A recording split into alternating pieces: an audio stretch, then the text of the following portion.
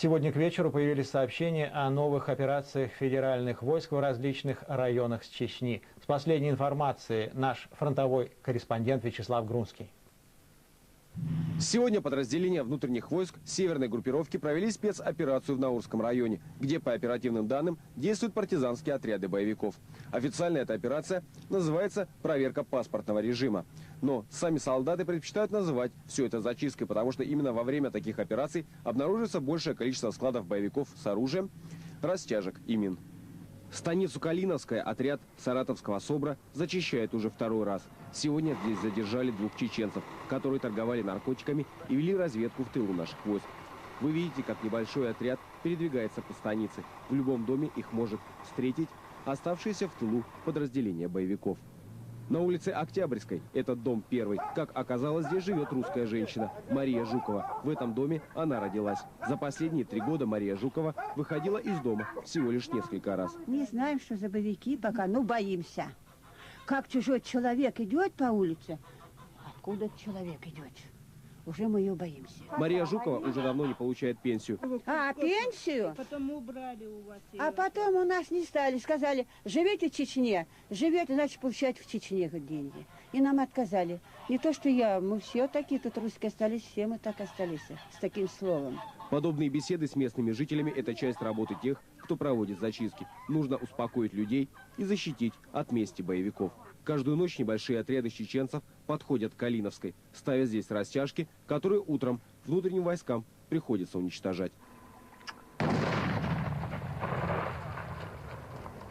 Эту растяжку бойцы Саратовского СОБРа обнаружили сегодня на окраине Калиновской. По этой дороге каждый день ходит российская техника. Лишь по счастливой случайности сегодня никто не пострадал.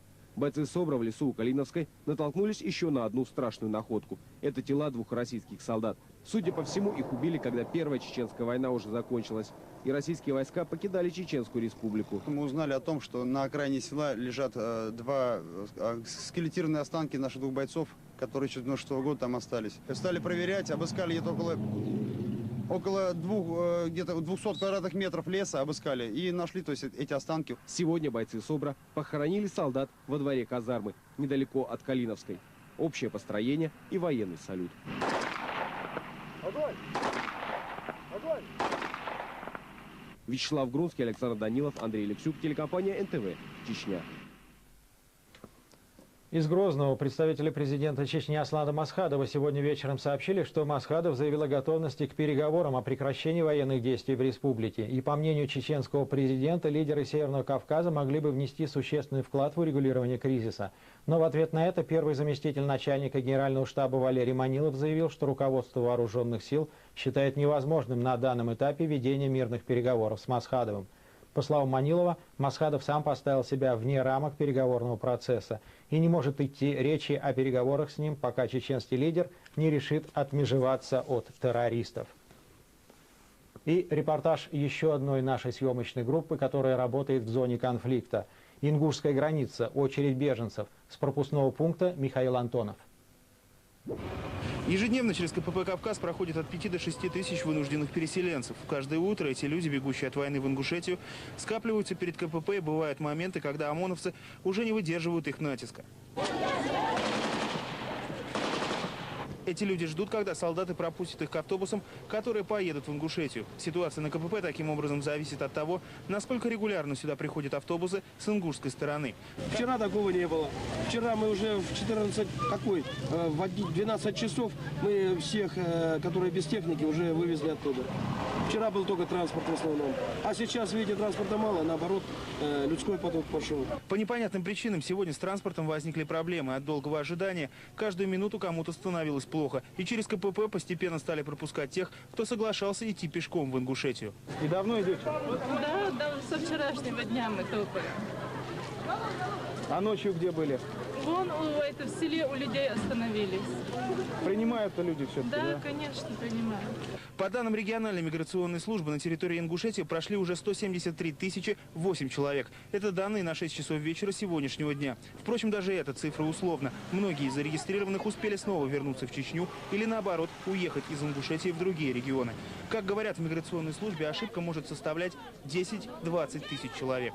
Ну, как это бывает, люди иногда меняют свое мнение, сегодня они хотят вернуться в одну сторону, завтра они хотят в другую сторону. Поэтому вот с таким элементом, я бы сказал, условности можно будет воспринимать и эту, так сказать, цифру. Это лагерь беженцев Карабулак, один из крупнейших на территории Ингушетии. Здесь проживает несколько тысяч человек.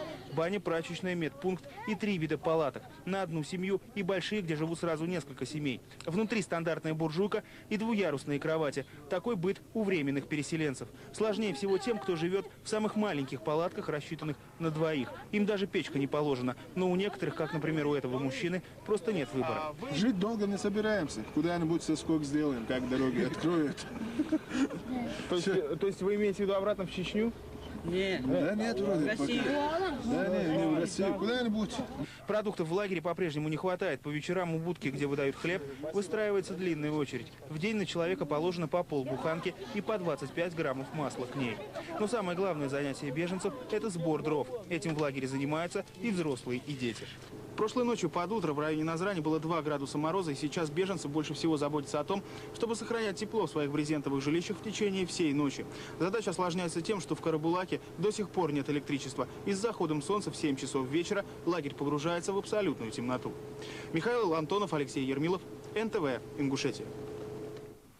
И еще одни новости на чеченскую тему. Час назад в Министерстве обороны опровергли сообщение о ракетном ударе по Чечне. Как заявили корреспонденты Интерфакс, в пресс-службе военного ведомства никаких ракетных ударов с применением оперативно-тактических ракет класса «Земля-Земля» по территории Чечни не наносилось.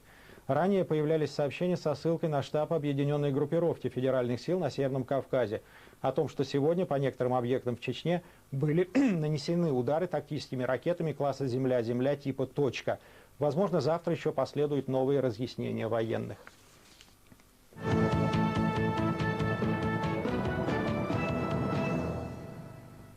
А в Москве чеченская тема сегодня была одной из главных на встрече и беседе премьера Владимира Путина с журналистами. Были, впрочем, и другие темы. Например, говорили о 7 ноября, об истории праздника, но больше о современных проблемах. Речь пошла вовсе не о праздниках, а о тяжелых буднях.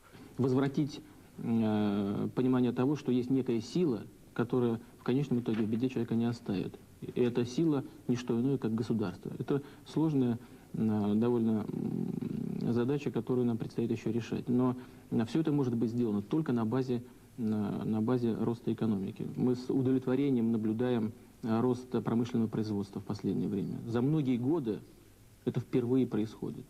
В среднем по стране это примерно 7%. Первый вопрос на повестке дня – операция федеральных сил в Чечне. Сейчас войска на подступах к Грозному. Что дальше? Оказывается, высшее руководство не исключает штурма столицы, если этого потребует обстановка. Цели и задачи остаются прежними. Уничтожение террористов на их базах и создание условий, при которых они не могли бы никогда возродиться. Получается, что федеральные власти не исключают штурма все-таки? Мы не исключаем штурма. Мы этого не хотим, не стремимся к этому и не планируем, но не исключаем. Владимир Путин настроен решительно. Чечня была, есть и будет субъектом федерации. Цитата из его интервью. Чечне была предоставлена полная независимость, де-факто. Но после того, как начали происходить вещи, которые являются абсолютно запредельными, значит, началась по существу неприкрытая агрессия. Значит, кроме территории Чечни стало мало. Появился новый лозунг создания нового государства, отторжение новых территорий. И от слов эти люди перешли к делу. И Москва уже подыскивает представителей Чечни, с кем можно было бы начать диалог о совместном проживании. Похоже, в том числе и для этого из тюрьмы освободили Беслана Гантамирова, бывшего мэра Грозного. На него возлагаются некие надежды. Гантамиров был одним из тех людей, которые активно противодействовали бандитам еще в свое время.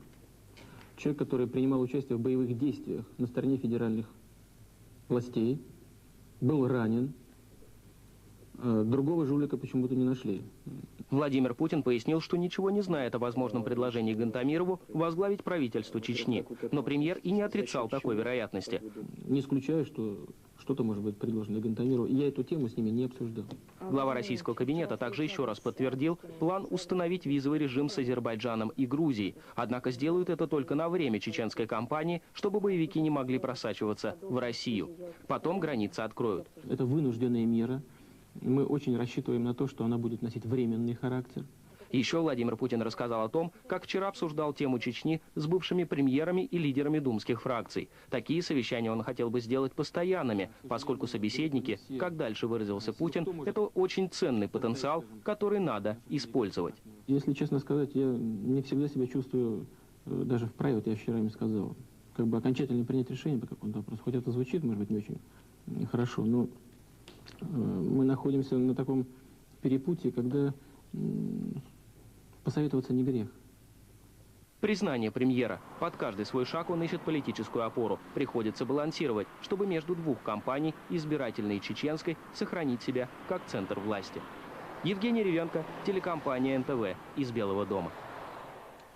И сегодня же Владимир Путин продолжил консультации. Он встретился с председателем Думы Геннадием Селезневым и обсудил с ним бюджетные проблемы, перспективы ратификации российско-белорусского договора и другие темы. После встречи Геннадий Селезнев сообщил, как будет обсуждаться бюджет в последнем чтении. И Селезнев говорил о поддержке политики правительства на Кавказе.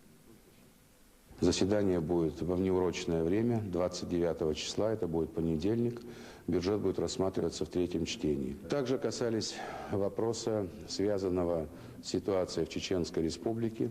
Нам кажется, что те действия, которые направлены на создание зон безопасности, на возврат тех жителей освобожденных районов, которые там жили, и обращение их в мирную жизнь, они сегодня оправданы.